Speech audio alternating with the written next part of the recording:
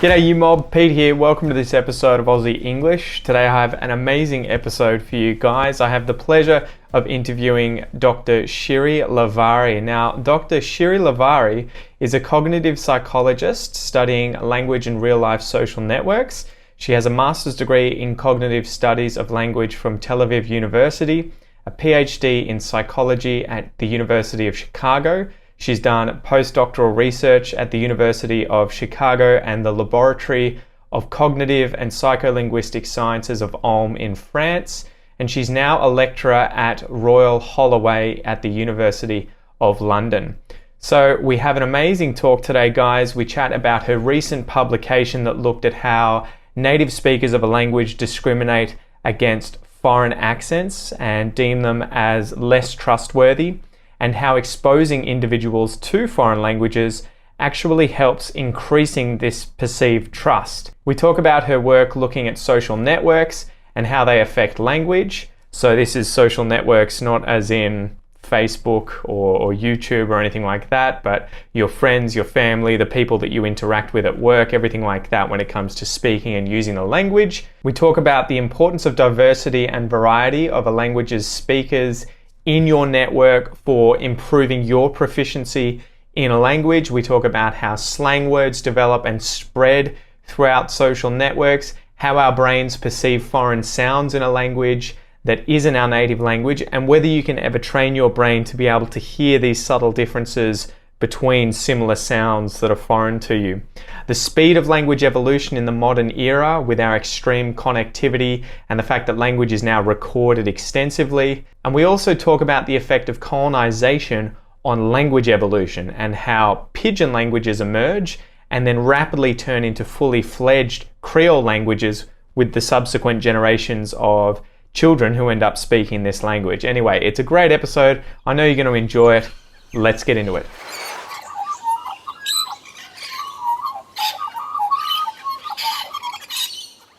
Shiri Lev-Ari, welcome to the podcast. Happy to be here. Yeah, thank you. So I got onto you recently because I was reading The Conversation, which is an online publication that I really, really enjoy. And you had an article in there, here's why people might discriminate against foreign accents, new research. So guys, obviously go and check out this article, go give it a read and give it a share. But I then obviously wanted to learn more about the author and get you onto the podcast to talk about the findings of this study that you've done. Can you give us a bit of background on you, how you ended up working in the area that you do, doing the research that you do? Sure. So I study language, but I study language from really a social perspective. So I really care about how the social environment influences how we learn language, how we use language, how the language then also influences our social behavior. And this, I have to say, is not my main line of research. My main line of research actually looks at social networks and how that influences language use. But when I started working on this project, I was just working about interactions between native and non-native speakers and how the expectations we have about non-native speakers influence how we process their language and things like that. And then I started hearing about this research that shows that when something is really hard to process, you believe it less. Mm-hmm. And I was working, like I said, about interactions between native and non-native speakers, and we know that it's harder to process the speech of non-native speakers. So I thought, what would be the implications for interactions between native and non-native speakers? And would that lead people to really believe non-native speaker less? So that was really the start of this project. Awesome. And did you have like a sort of history here? Because by the sounds of it, I think, and your name, because I've seen it written, I assume you're Israeli and you've learned English as a second language to an incredible proficiency. Did that have anything to do with you being interested in this field of sort of social networks and linguistics as well, having, I assume, passed through that kind of thing in your life too? I think potentially it was part of what led me to that. I was just interested in language in general. And then I was trying to think about what type of expectations people bring to interactions with other people. And just when I was trying to think for examples of cases where people come with expectations, maybe as a non-native speaker, one of the things I thought, okay, people definitely have expectations about non-native speakers when they interact with them, about the fact that they're going to have lower proficiency, that they're going to be hard to understand, like all these kind of things. So it might have led me in that way. But but my research, it might have led me a little bit, but my research is more general, that I just care about language and society. Brilliant. So how did you set this study up and answer this question of truthfulness versus, I guess, untruthfulness when it comes to a person's accent and how they're perceived by other people? Yeah, so actually I should say, so I'll just mention that this is actually based on two studies, one that I've done a while ago, and I should say that this latest study was actually also the master's thesis of Kasia Grabka. So she's the first author. She, like I said, she did a master's with me. So the first study from quite a while ago, actually, we tried to look just at the basic to see, can we find that people believe non-native speakers less? So the way to do that was really just to play people different trivia statements. So some of the trivia statements were true, some were false. So it would be things like ants don't sleep. So the idea is that it was all about like nature, planets, so things like that are not culture specific. And then people just heard, like I said, different statements, and I heard them from, some of them were from native speakers and some of them from non-native speakers. And the non-native speakers had Korean accent, Italian accent, Polish accent, Turkish accent, so a variety of accents, some of them mild, some of them heavy. And yeah, like every person heard both native and non-native, but of course, if someone heard something in a native accent, like ants don't sleep, someone else heard like ants don't sleep in an Italian accent, and someone else heard ants don't sleep in a Korean accent, and so forth. And basically what we found is just that people rated, and basically I should have said, everyone was told two things that are really important, that the goal is to see how good they are at assessing knowledge. So it was really not about, so they thinking that we're trying to see how good they are at really basically knowing if true statements are true or false. And another thing that is really important, we didn't want it to be about prejudice. We really wanted it to be about difficulty of processing. So we told people that these speakers are just reading out sentences that we gave them. So they're not coming up with their own sentences. It's not about whether you believe them or not. They're reading out what we gave them. They don't even know if it's true or not. And to really make it believable, we also made participants record sentences before they started, and we told them we're going to play them for future participants. So they really think it's just people reading aloud. It doesn't matter who the speaker is. And still, people rated the trivia statements as less likely to be true if they heard them with an accent compared to if they heard them in a native speech. So that was the original study. So it really showed that, people believe non-native speakers less. And even when it's not even what the non-native speaker says, they're just messengers. And what we did now in the new study, we also wanted to see if we can reduce the bias. So, but to find like more evidence that it's about difficulty, but also to reduce the bias. So this time we chose just one foreign accent. So this time we did it in the UK. And there are quite a lot of Polish immigrants in the UK. So we decided to focus on Polish accent. So what we did is basically, so first of all, the main task was the same. People heard trivia statements. Some of them were in English, like native English accent. Some of them were Polish accented English, and they just needed to read them. And first of all, I should say everyone on the task, again, believed the statements more when they were native speech compared to Polish accented speech. But we also had a manipulation to see if we can reduce the bias. And the way we did that is before they started doing the task, they just heard different stories. And some of the people heard the stories in just native British accent, and some of them heard it in Polish accent. Now, the thing is that we know that exposure to speech makes it easier to process it. So the more you hear foreign accent, the less it is hard to understand it. So really experience is the best way to get used to the accent. So like I said, people just listened, they listened to stories, answered comprehension question, completely unrelated to the trivia statements, not the same topics, but they just got used to the Polish accent or not if they just heard the native British speakers. And then they did a trivia task. And what we found is that those who previously were exposed to the Polish accented stories showed smaller bias. They still showed bias. Everyone showed bias, regardless of the manipulation, but we managed to reduce it. So they were less biased than those who didn't get any exposure. And I should say, the entire exposure was 10, 15 minutes. So hopefully, if you have more meaningful exposure, maybe it can reduce it more. Yeah, that's astonishing. And I guess you, for context, you did this with English, obviously being the main language. Would you expect to replicate across effectively every single language on Earth, or would the cultural background of certain languages and where they are geographically and how much influence they have from other cultures influence that? Like if you are, say, I don't know, an Amazonian tribe that has never really come into contact with anyone else besides maybe surrounding tribes, would you expect it to be even greater, the measurement of, I guess, distrust or what they would rank it as being untrue, because, you know, it's the history there? Yeah, so I focused on discrimination that is not about prejudice. Discrimination that is about prejudice also exists. We know that. Accent is one of the best marker of group memberships. This even goes to the Bible. You can find over there's like this quote about Shibboleth. So basically, according to how you pronounce Shibboleth versus Shibboleth means whether you're a group member or not. Really, there's like there's a segment there that says it's actually quite troubling because they were kind of standing on the border, and if people mispronounced the word, they were killed because that shows they're out group members.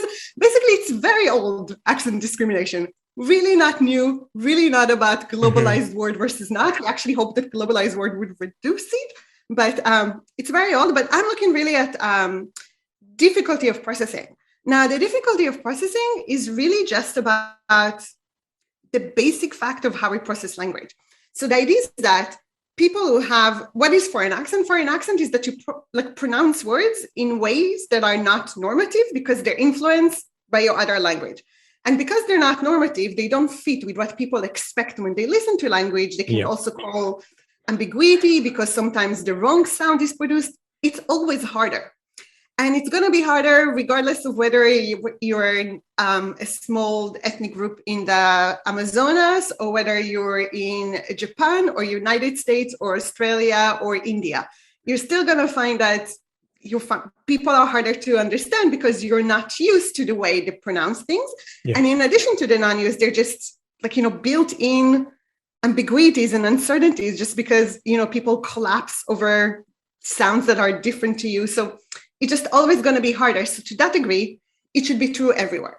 Now, it's true that in addition to that, there's also prejudice, and the prejudice can either enhance it or reduce it depending on the culture you live in. But the fact that something is harder to process is always going to be true. I think one potential case, if there are so many immigrants from someplace such that, you already, like I said, exposure helps. You're so used to hearing that accent because it's everywhere, because there's such, intense contact between speakers of the different languages that you're already used to hearing that accent. What would happen? Would you expect the same thing to happen with, say, really difficult to understand English accents? So despite you obviously being the same native speakers of the same language, you have, say, Glaswegian English, which for the average person who has never had any kind of exposure to it, it will sound like a completely different language and take them quite a while to get used to the dramatic differences in pronunciation. I remember I watched there's a clip about one of the, I think he's from Glasgow and he has that accent, obviously, and he's a politician in the UK and he's trying to ask a question of someone else who's another politician who I think has a background from New Zealand. And he gets up and he's like, I'm going to need you to repeat. And the guy repeats himself. And then again, he's just like, I'm sorry. It must be my background, but I don't understand you. Can you please submit it in writing? And so would you expect the same thing to happen there, despite being the same, speaking the same language as another person? But if you have two different accents and you haven't had exposure to them, you would see exactly the same thing with trust there? Yeah. So a couple of people thought about it and tried to look at it. One of them looked at it with regional accents in Spain, and one of them actually looked specifically in the UK and they compared foreign accents. So it was Mandarin Chinese and regional accent, which was actually Scottish. I don't remember if it was from Glasgow or where it was, but I remember it was some variety of Scottish accent. And yeah, it was surprising that they didn't find. So for example, the person who looked at both Mandarin Chinese and Scottish one, she did replicate the fact that people believed less something when it was said in Mandarin Chinese accent, but not when it was with a Scottish accent. Wow. I don't remember enough who were the participants, so I don't know how much exposure. She's located in Edinburgh, so I don't know if some of the participants already had some exposure to Scottish accent, but at least, for example, with the Spanish study, they just assumed that maybe the difficulty of processing regional accent, even though it's there, it might not be as big as the difficulty of processing foreign accent. I'm not really sure. Like, people did think that it should happen as well. Yeah. But so far, we don't have evidence for the same thing with regional accent. Could it also be that I guess people recognize that accent and they're like, well, they're from my country effectively, right? They're from the United Kingdom. So they give them more trust despite maybe having processing difficulties because they sort of see, in group, despite maybe slightly different accents. Yeah, I mean, it could be that there's at least less prejudice in terms of actually processing. I don't know, because like I said, my main interest is how people, even people that are not really prejudiced, would discriminate. Just because even if you're not prejudiced, you're going to have a harder time processing, so it should happen regardless. I think part of the reason, but I really don't know, is that foreign accent has several properties that regional accents don't. For example, foreign accent, some people say there's more variability, so it's not as consistent. So it's easier to get used to regional accent because it's very consistent. It just, this is how they produce those things. You can get used to it. Whereas with a foreign accent, they might produce it in a whole myriad of different ways that makes it harder. So you mean like if you were to get that, it depends, but often. Sorry, you mean if you were like to get 10 French people who spoke English, they would all potentially have subtleties and differences as opposed to a consistent set of pronunciation rules in English? Precisely. That's one of the arguments that people make. I don't actually know if it's been tested, but it's been said often. Another thing is that foreign accent often leads to collapsing over several sounds because they don't exist in your language. So, for example, you don't know what the is, so you're just going to say s, but you're also going to say s for s. So you basically, you can't make different vowel contrasts. You just choose one vowel for all these vowels. Usually in regional accent, it depends, but for the most part, you still maintain the contrast. You just produce them differently. So you move all vowels to something different. So again, there's more information there. So it could be that all these things just make it easier to understand regional accent. But like I said, I think more research needs to be done. But so far, people didn't find any evidence for a similar effect with regional accents. So what are the broader implications of this most recent study that you've done? Should it be something that, if migrants were reading this article and they'd be like, oh my God, discrimination because of foreign accents, do I need to worry about improving my pronunciation or changing things? Is it the kind of thing that they should take that on board? Or is this the kind of thing that maybe governments and native speakers in groups need to at least be aware of and try and implement changes themselves?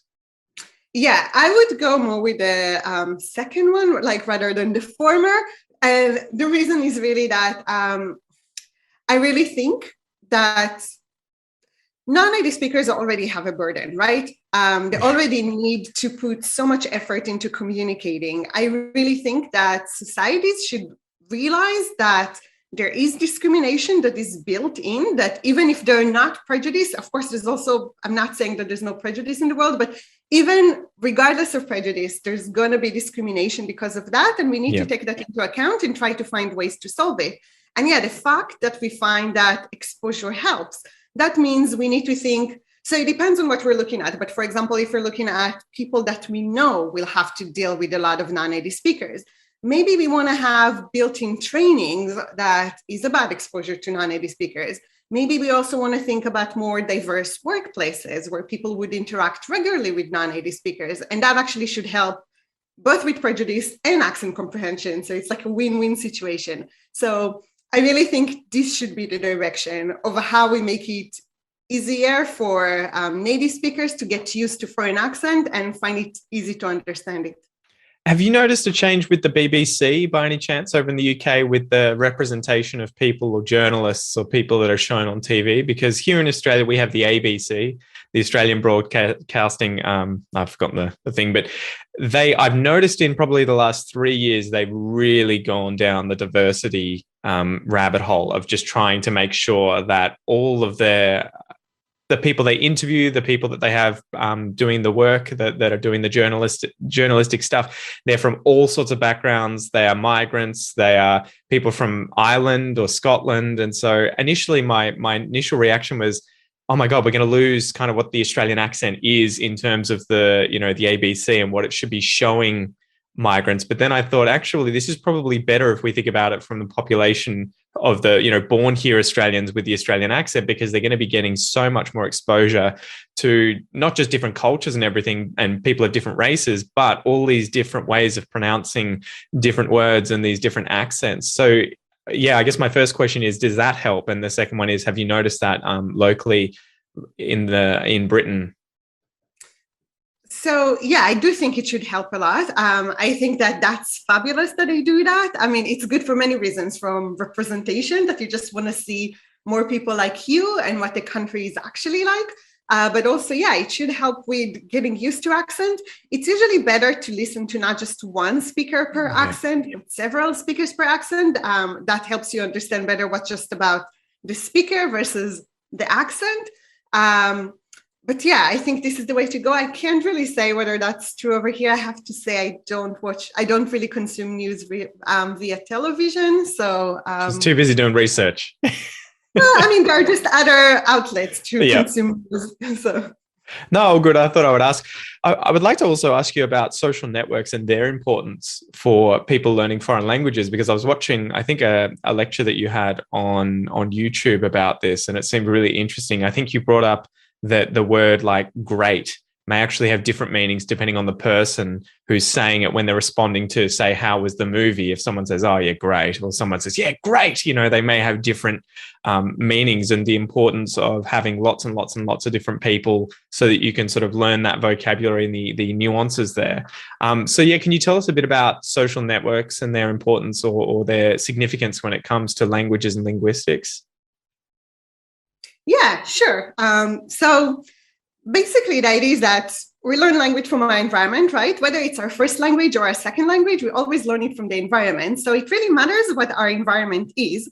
And a lot of my research shows that the more diverse our environment is, the better we are at basically learning language. And that's actually even true for native speakers, not just non-native speakers.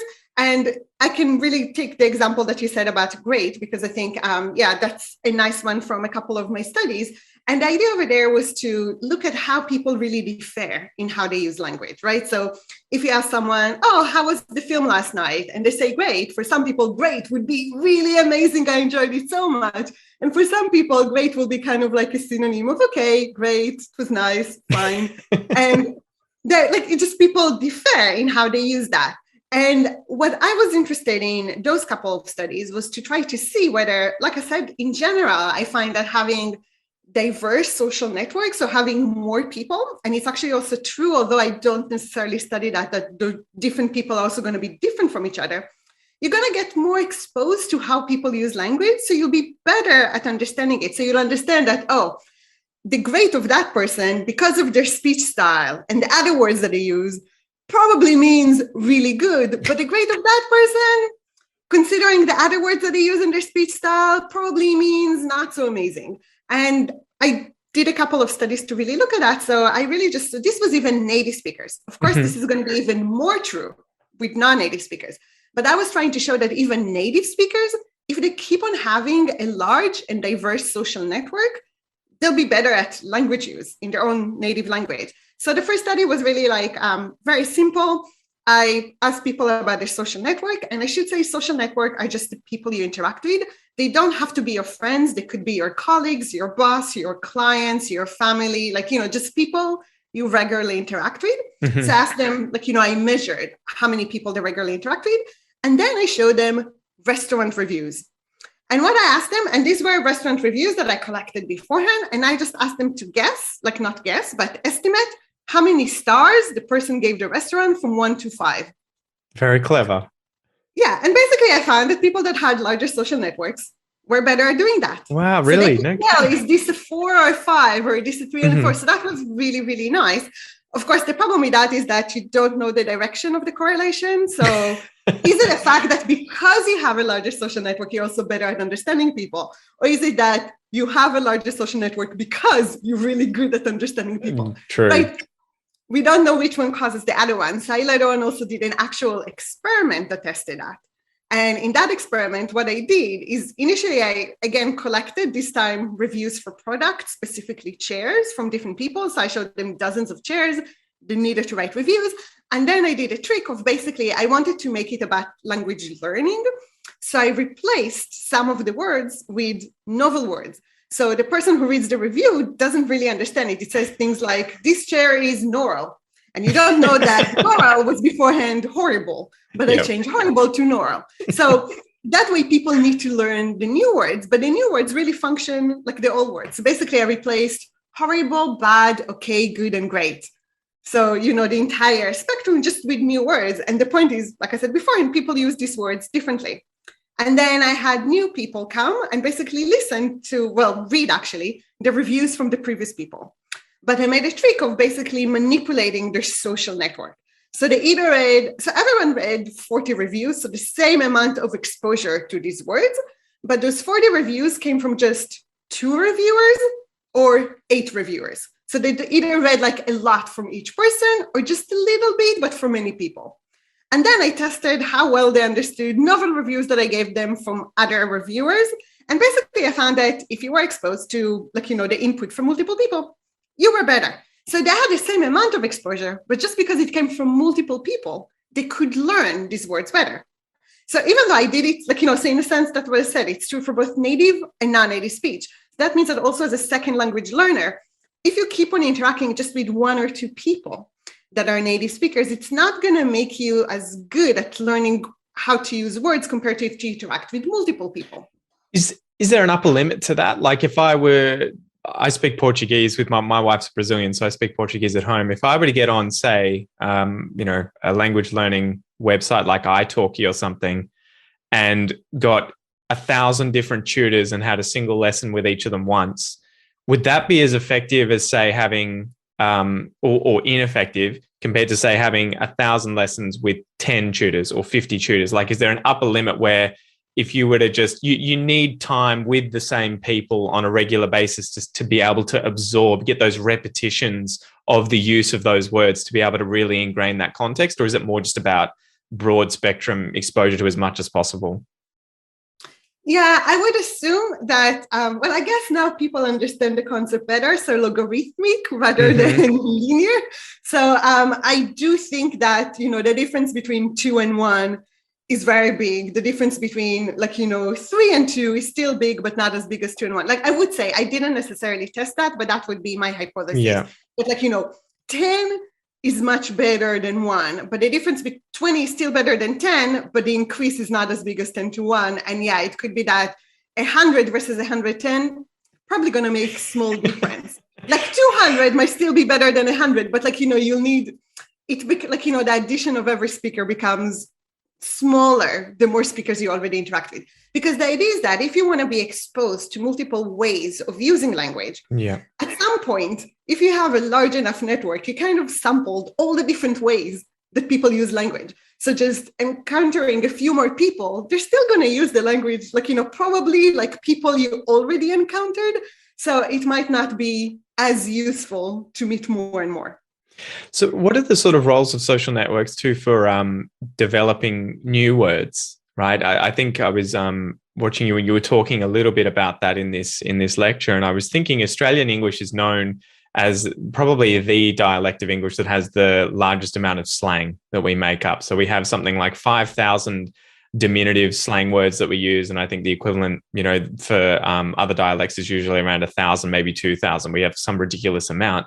So a good example of a word that I think escaped Australia and went wide was selfie, right? So we came up with that, I guess, someone somewhere. So what is the role of social networks, and how do these words kind of end up developing and then escaping? Is there something too that allows certain words to escape and just become widespread and accepted by other people? Or yeah. Yeah, there is actually some research on that. Not so much mine, but there is the idea of, in general, if you look at community size, then first of all, the more people there are, the more words that they'll be invented. It doesn't mean that all of them will spread, but more people will invent words. And there is something that shows, I'm trying to remember the details of that study. I feel bad that I'm not citing the person who found it.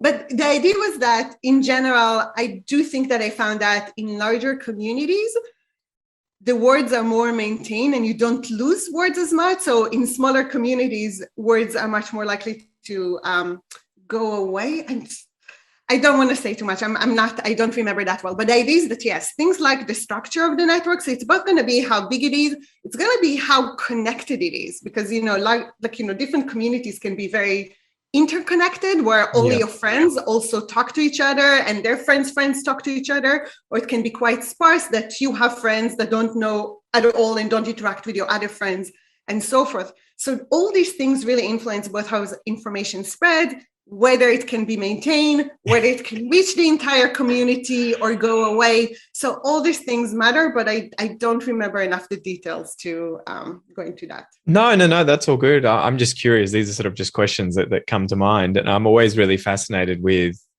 Australian English, obviously, and why it has so much more slang than other dialects. And I think a big part of it is that our culture is it's kind of really tied in with our culture to be sort of inventive with language. And I think that's why we create these words and end up maintaining them and using them a lot more. Whereas I think if you were to go to, say, Great Britain, from again, the limited understanding that I have as someone who's like genetically British but has never been there, I feel like there would probably be the opposite kind of pull for, received pronunciation speakers, where they would probably be like, don't use slang, stay away from it a little bit and maintain that certain culture or the way that you appear to other people. But it's always something interesting that I wonder about. Do you think that social media has had a massive effect on those sorts of things too, where it allows words to be created and spread rapidly, but it potentially can also just lead to them dying out because there's so much new uptake, that can just spread around the globe overnight?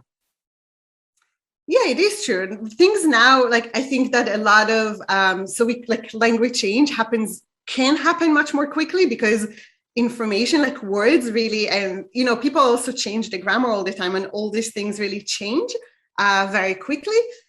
Will it also lead to dying more quickly? That's an interesting question. I really don't know. I think that it depends. It depends whether some of the things that you're inventing are not just replacing the previous ones, right? They're adding more shades of meaning. And if they're not replacing the other ones, then there's no reason for the other ones to go away. You're just going to have a larger and larger vocabulary.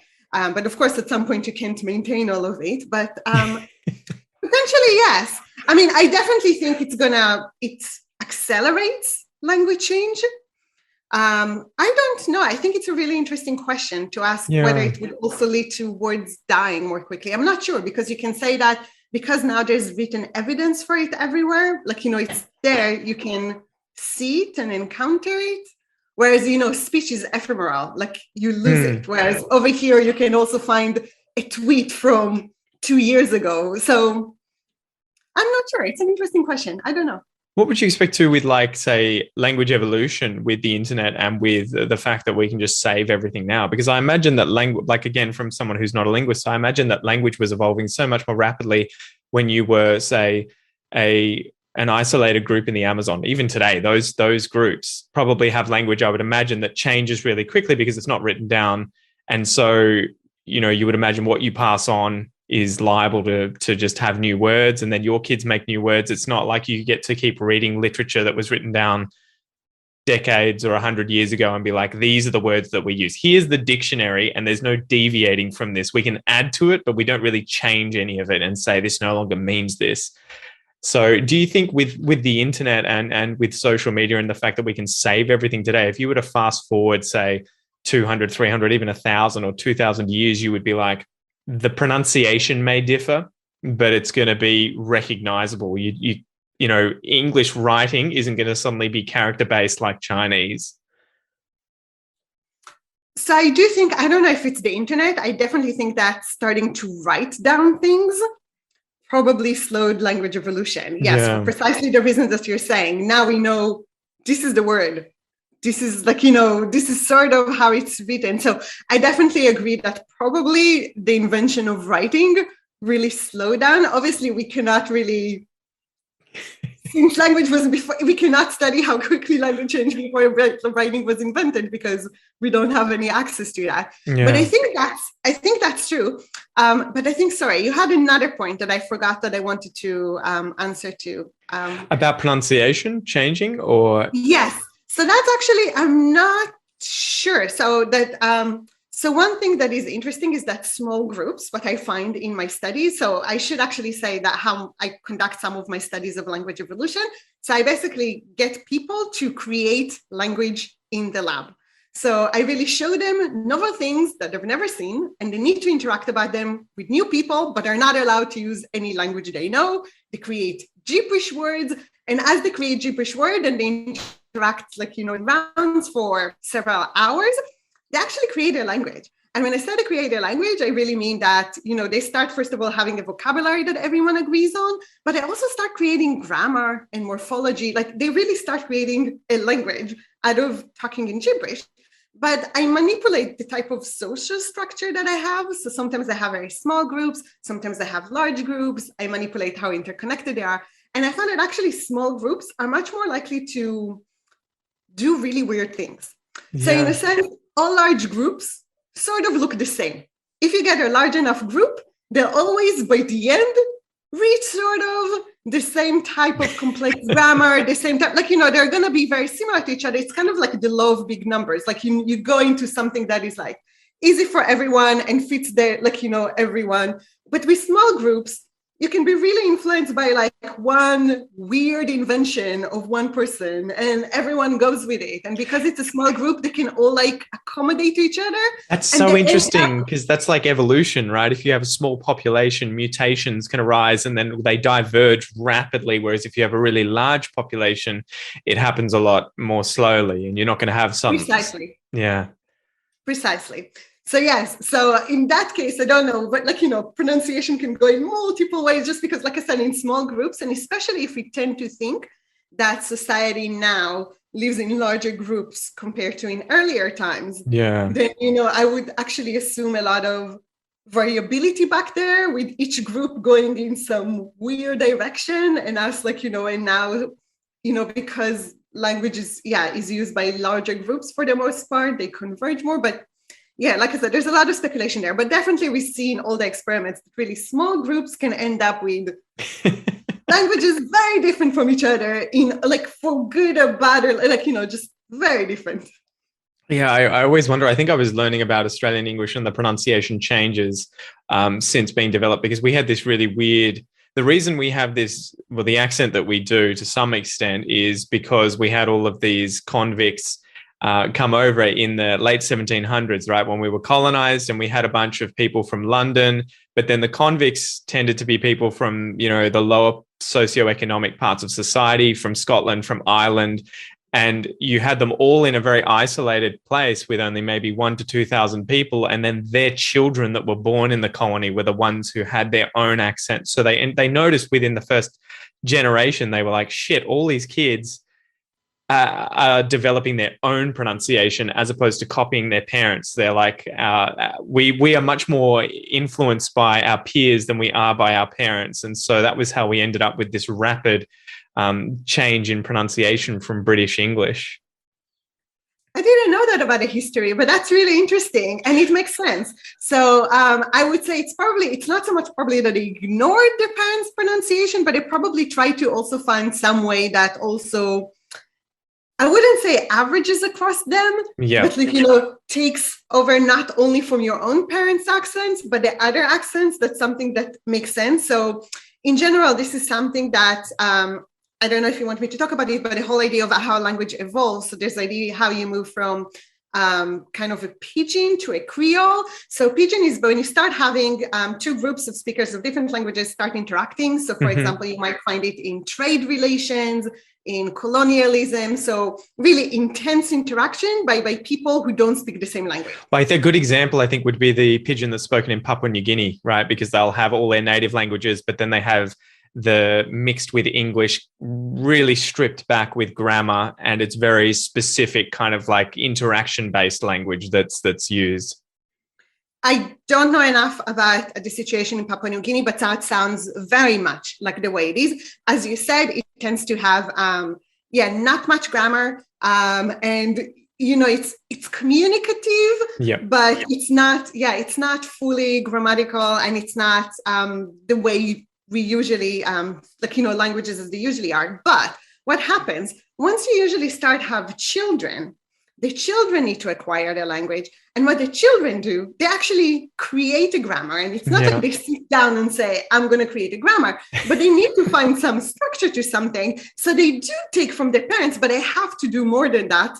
And then actually you see that with each generation, you have more grammar that basically the new learners create. And it's called a Creole. So actual, languages that do look just like other languages in terms of having more grammatical structure. And so, that happens often. You can find it in many places, a lot in Africa because of colonialism, or in the Caribbean, right? Caribbean, yes. So it's very common. Some people say that that's how Swahili started, Arab traders and Bantu languages. So that's how you got created Swahili. But they become real languages, but by the learners. It's the infants that need to learn it. The parents don't really have such a structured language, and they create it. And it could happen with accent as well, because you need to find something that allows you to bridge all of that. Do you have children, if I can ask? No, I don't. Because I was going to ask if you'd taught them, if you'd had them both Israeli and English. I've got young children. One is 2.5, and he speaks both Portuguese and English, but he mixes them. And it's really interesting to see him create new words for stuff that he doesn't know. So a good example is like in Portuguese, pássaro is bird, right? And so we were trying to teach him these words, there's a bird. And I had no idea how much we'd be talking about freaking birds to kids, but you see them everywhere. And so the kids are always like, what's that? What's that? But he just came up with his own, that's caca. That's caca. Like there's a caca there. And so even now, I refer to birds quite often with him as, look, caca, like there's a caca. Do children, are they the ones that kind of are the evolutionary pump when it comes to language and language evolution? Is that where all the change tends to happen? If you were to look at the demographics of a population that speak a certain language, would you imagine that it's the young children or the adolescents that are the ones creating that diversity that leads to languages changing? Yeah, so actually for many, many decades, that's what people in linguistics and psychology thought. So they thought that it's really the children who changed the language. And like I said, there is quite a lot of evidence to that if you think about things like Creole, or the example that you just gave with the accents in Australia. But I think that actually over the last few decades, people understood that it's actually not just children. So adolescents have a big part, but even adults. If I could find some recording of you from 10 years ago, 15 years ago, you'll probably notice that you don't actually quite talk the same way. Yeah, I was wondering that. There's this really, really nice study by Jonathan Harrington. And what he did is he looked at the Christmas announcements, like the Christmas speech that the Queen makes every year. Yeah. And he tracked it for many years. They basically found that her pronunciation changed over the years. So basically the Queen no longer actually speaks the Queen's English. I was wondering that. I've got grandparents who are in their 90s, and I always think, did they speak so kind of, they almost speak like received pronunciation Queen's English kind of English. And I always wondered, what did they sound like as teenagers? Did they really sound like this? And I guess the best thing about being a podcaster, if I can maintain this until I'm 90, there'll be like a almost daily, series to look at and be like, how much have I actually changed? I imagine too, it's vocab too, and certain phrases and expressions. And I've noticed that they'll come and go. I'll be having conversations with someone and they'll use something, and something subconsciously is like, oh, that's really good. And then all of a sudden I'm saying ostensibly all the time, So it is really funny how that obviously that it just evolves and changes over time throughout your life, right? I think that the best way to see it, or at least in my experience, if you sometimes meet people who were born in your country but left, I don't know, some time ago. Yeah. So you suddenly talk to them, and it's not just their slang. Slang is part of it, but even outside it, they use like expressions that's like, yeah, I guess we used it in the 80s. Or like, things that you no longer say, but they still say, because it's really just the way you phrase things really changes all the time. So I guess what I'm saying is that we all change language, both adults and children, because we don't keep the same way of talking throughout our lives. An amazing example of that for you to potentially go down the rabbit hole of is Australia and the Italian migrants that came in, I think about the 50s and the 60s to Melbourne. And there's a street that we have in Melbourne called Lygon Street, which has all of these Italian restaurants and pubs and cafes and everything on it that have been there for that long. And it's really funny. You'll talk to them and they're like, we're the authentic Italians, with the authentic food and the way that we speak. And I'll meet Italians who've come yesterday to Australia and they'll be like, these guys are out of a time capsule, man. You'll talk to them and it's like, I'm talking to my grandfather, but their kids have learnt that Italian. And so it's this really funny thing where it's almost like they've been frozen in time and taken away. And then they don't go back to Italy often, they'll just grow up in Australia, but they speak Italian. And so you have this weird thing of when they interact with Italians, they're like, both of them think each other is weird, I would just say that probably the Italian speakers on the street also don't quite speak the way they actually talked back then. So they also changed. It just didn't change in the same direction as the people in Italy. They just changed on their own trajectory. Sort of finishing up, because I know I've kept you quite a while, what's the sort of history with Hebrew and Israel? Because you obviously had a lot of Jewish people from all over Europe and the continent, they're coming into a single area. Did you have a really interesting sort of melting pot of accents and dialects when that happened? And has that led to a sort of really, really diverse language that you now have, or is it more sort of homogenized? In terms of accent, you mean? Yeah, and vocab and everything, I guess, too, because I imagine that was really different depending on where you were from originally. Yeah, although I would say that usually people who came to Israel didn't speak Hebrew, so they learned Hebrew. Oh, okay. Really? So, sorry, forgive my ignorance. Forgive my ignorance. No, yeah, it's just that Hebrew was not used as a spoken language.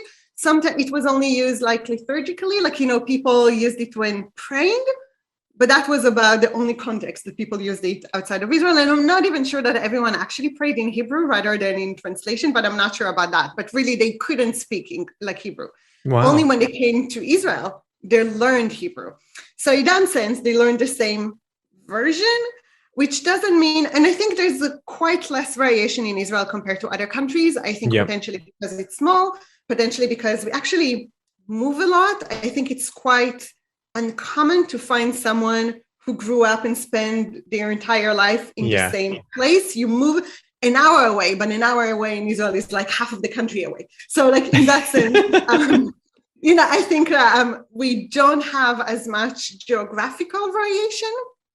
We do have socioeconomic variation that does exist, but that, that always, so that kind of thing does exist. And tiny bit of ethnic variation as well, just because, so it's not so much that people learn different versions of Hebrew, but if you learn Hebrew, and beforehand, it's just like non-native speakers, like we said, when they learn a new language, they bring their knowledge of the previous language into the new language. So if you previously spoke Arabic, you're going to sound different than if you previously spoke Russian or Polish. So in that sense, there's some variation, but it's also, unclear to what degree it's also maintained in coming generations. Some markers completely, like that there were ethnic markers, seem to disappear for the most part. But we have a lot of socioeconomic variation, but not so much.